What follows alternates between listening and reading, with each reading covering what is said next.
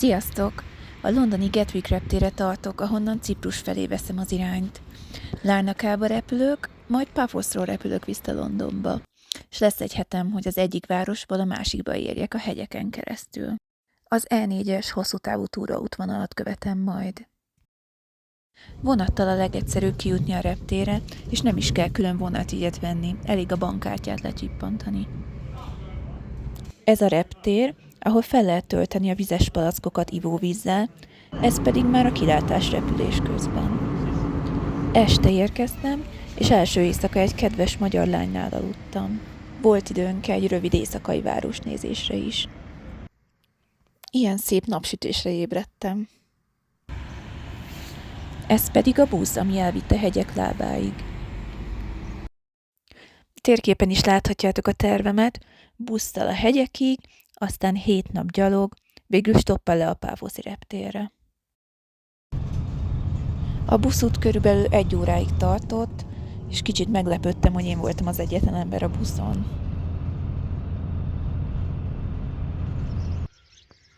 Ez pedig már Delhi-Kipusz faluja, ahonnan elkezdtem sétálni, túrázni. Ilyen sárga jelzést kapott az E4-es túraútvonal, és ezt követtem végig. Az esős Londonból érkeztem, így az első napom azzal is telt, hogy bámultam a kékeget, a növényzetet és az élővilágot. A méhek voltak a kedvenceim. Ez a levkotea nösvény. Megmondom őszintén, én nem gondoltam volna, hogy ennyire turistabarát lesz ez az útvonal. Nem találtam róla túl sok infót a neten. A pisztáciafát, olajfát, galagonyát és kalábriai fenyőt láthatjátok.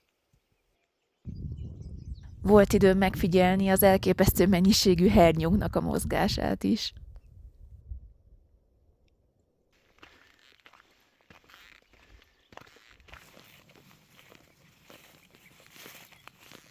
Nagyon tetszett, hogy voltak ilyen padok kitéve a kilátóhelyeken. 19 kilométer gyalogoltam az első nap, majd felállítottam a sátramat egy csendes helyen.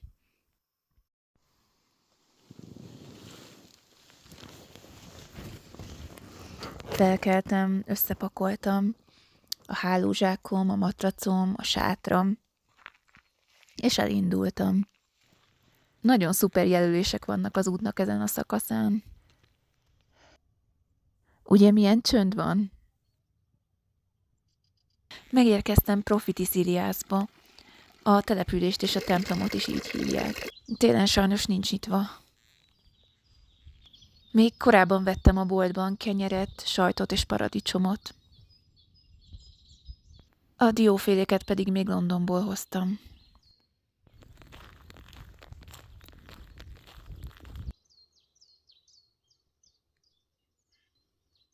Főként mélységi magmás kőzetek találhatók itt, például plagiogránit és gabbro.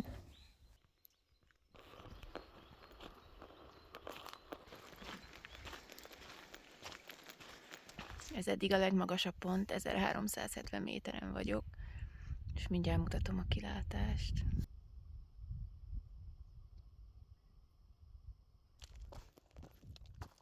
Le kell menni erről a hegyről. Ez a Makairas kolostor, egy Szűz Máriának szentelt ortodox keresztény kolostor, amit a 12. században alapítottak. Megérkeztem Lazanias faluba, aminek a szűk, kőből készült utcáin sétálva megpillantottam egy vendéglőt. Magyar fordításban Lazanias csodája étteremnek hívják. Szerencsém volt, hogy délután 4-kor ebéd és vacsora közt kiszolgáltak engem. Ez egy isteni finom kebab volt pitában, zöldségekkel. Mint utólag kiderült, ez volt az első és az utolsó alkalom, hogy főtételt ettem a vendéglőben. Volt időm sötétedés előtt felmászni egy dombra, ahol felállítottam a sátram. Ez a szakasz 19 km volt és 1200 szintemelkedés. Jó reggelt! A harmadik napon. Iszonyatosan szeles volt az éjszaka, alig aludtam valamit. Hideg is, de szerencsére a hálózsákom az ugye -12-es, úgyhogy csak ilyenkor reggel érzem, amikor ki kell kászálódni a sátorból. egy indulás.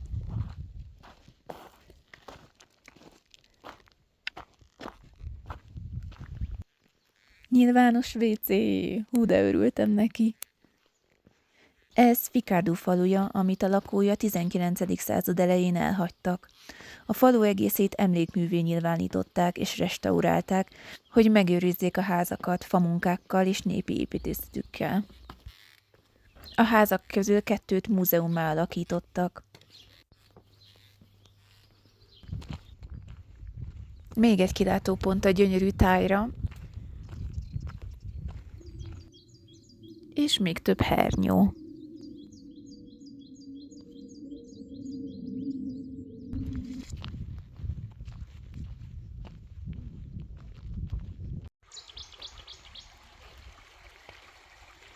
Kitaláljátok, hogy itt mit csináltam?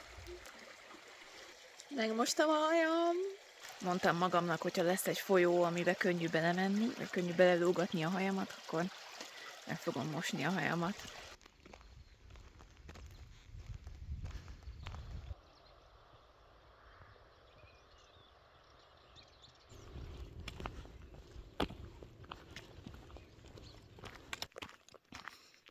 Furcsa ilyen nagy úton teljesen egyedül lenni, és ilyen síri csendben.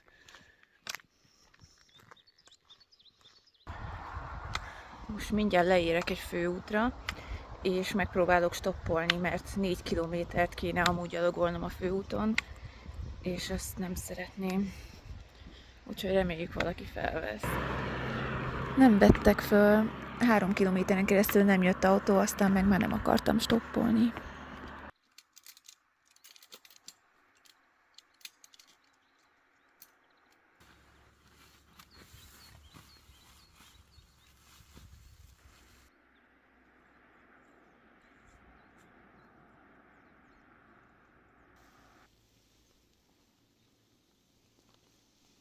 Így néz ki a sátram belülről.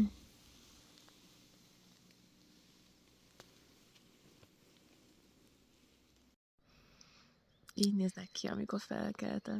Csak meg akartam mutatni. Sátorszárítás a napon.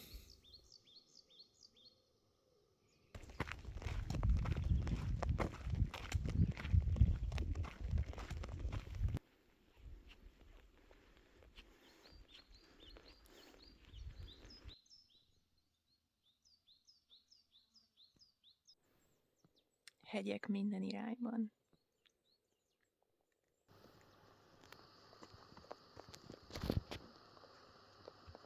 Milyen sok ház van ebben a faluban. Reménykedtem, hogy ha lesz bolt. De nem. Mindegy, víz a legfontosabb. Esik az eső, és várom, hogy elálljon. Talán mindjárt eláll. Most már csak csepereg.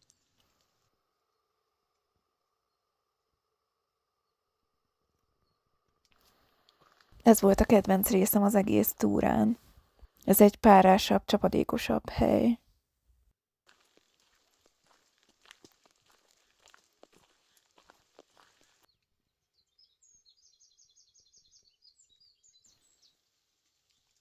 Ez a ciprusi cédrus, ami őshonos itt.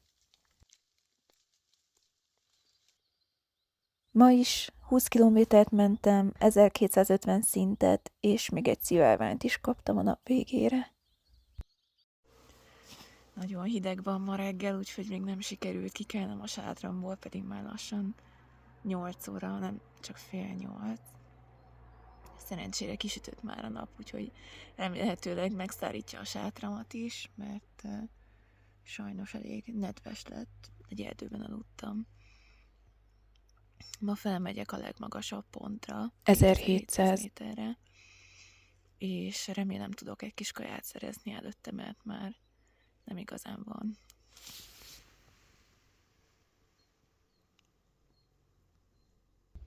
Már csak 6 kilométer a Platánia kemping és piknikezőhely.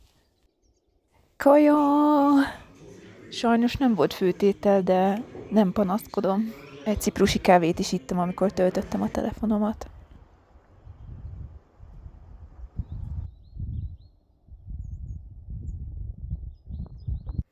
Van kajám, van vizem, és egy gyönyörű pihenőhelyen ülök. Ez a jobboldali kenyérféle, amit most kipróbálok, ilyen fahéjas ízesítésű.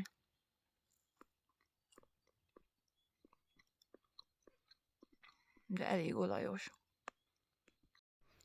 Ettől függetlenül nagyon finom, és jó édes.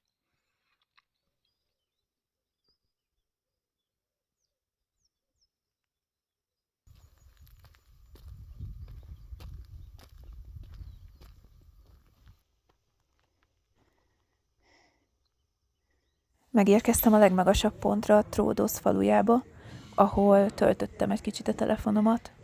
A következő szakasz a Persephone túraútvonal volt.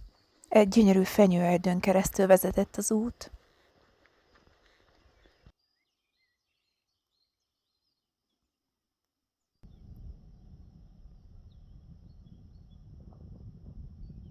...19 kilométer és 850 szintemelkedés volt ma, és ide állítottam fel a sátramat.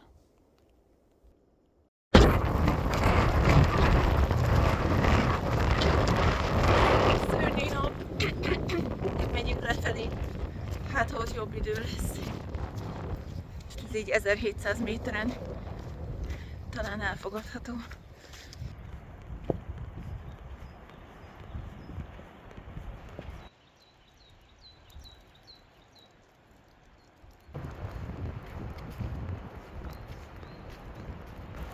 Itt kezdődik a Kalidónia tanösvény, a vízesések túrája.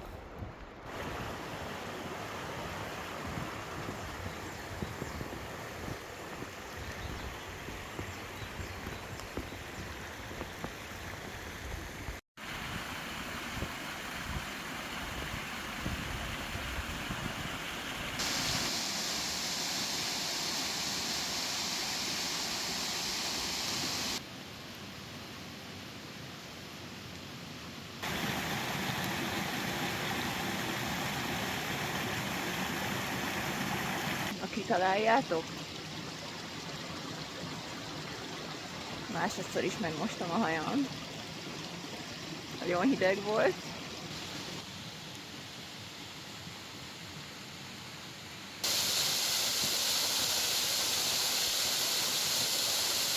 És már a nap is kisüt néha, úgyhogy a hajam is meg fog száradni.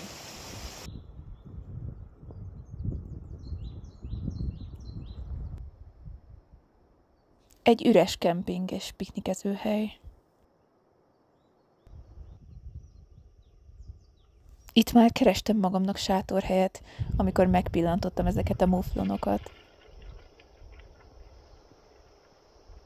Hihetetlen szerencsém volt, hogy megtaláltam ezt a kis eldugott füves tisztást.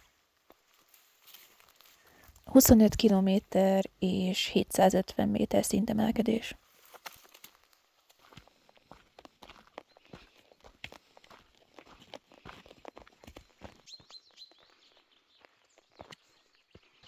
Ma reggel elhagytam az E4-es túraútvonalat, mert ez az utolsó napom.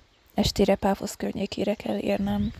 Ezen az úton nem láttam autókat, úgyhogy körülbelül 5 kilométert kellett gyalogolnom. De megérte, mert a Kelefosz hidat semmiképpen sem akartam volna kihagyni. A 15.-16. században épült az Egyiptommal való kereskedelem céljából. A Tródosz hegységben bányászott rezet kellett leszállítani a kikötőkbe. Ehhez pedig jó minőségű utak és hidak kellettek. Ez már Agios Nikolaos, vagyis Szent Miklós faluja. Hát itt sem élnek túl sokan. És elértem a főutat. Kezdődhet a stoppolás! Nem kellett sokáig várnom, míg valaki felvett.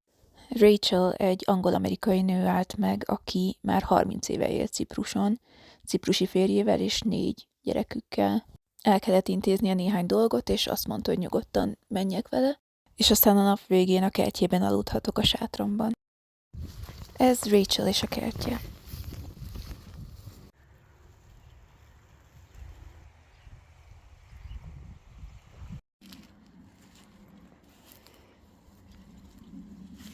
Megkínált egy finom levessel, amit eladásra is készít.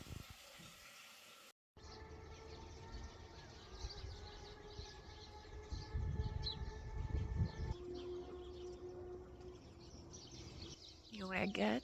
Az utolsó nap kezdődik. Már csak a reptérre kell eljutnom. Rachel kivitte a Páfoszi repülőtérre vezető tengerparti útra.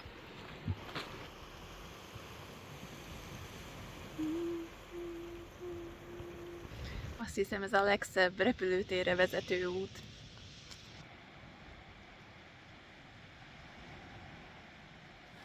Így az út végén azon gondolkoztam, hogy mit csináltam volna másképp.